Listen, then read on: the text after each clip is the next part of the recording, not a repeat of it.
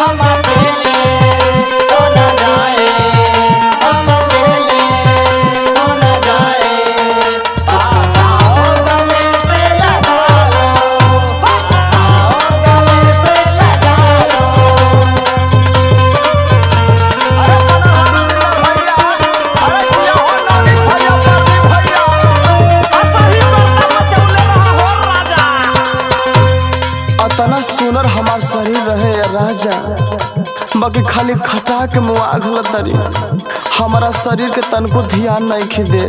सुना हमार बात बलमुआ ए हमार राजा। आय हाय पहिले तरहनी हम बहुत ही सुनर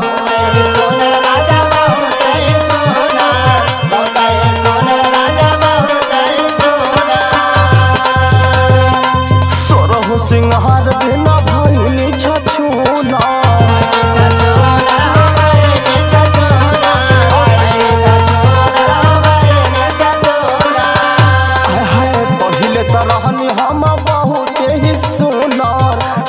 सिंगार बिना भइनी छछूनर।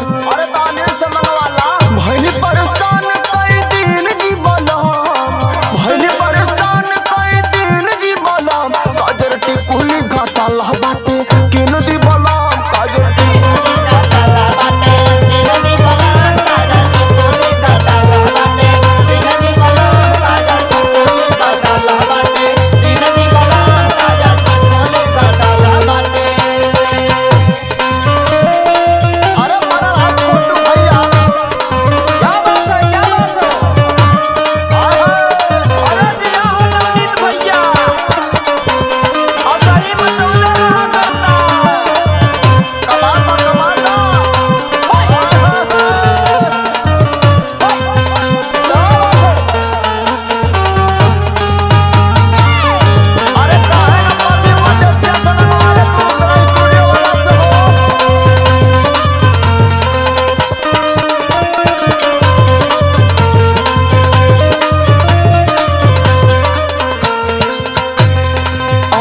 कामना चलिए हमार राजा, सुना हमार बात ध्यान से।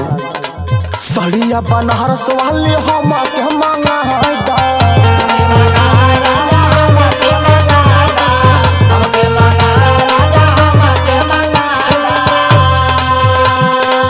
कोमल कलहिया में चूड़ी पहिरादा,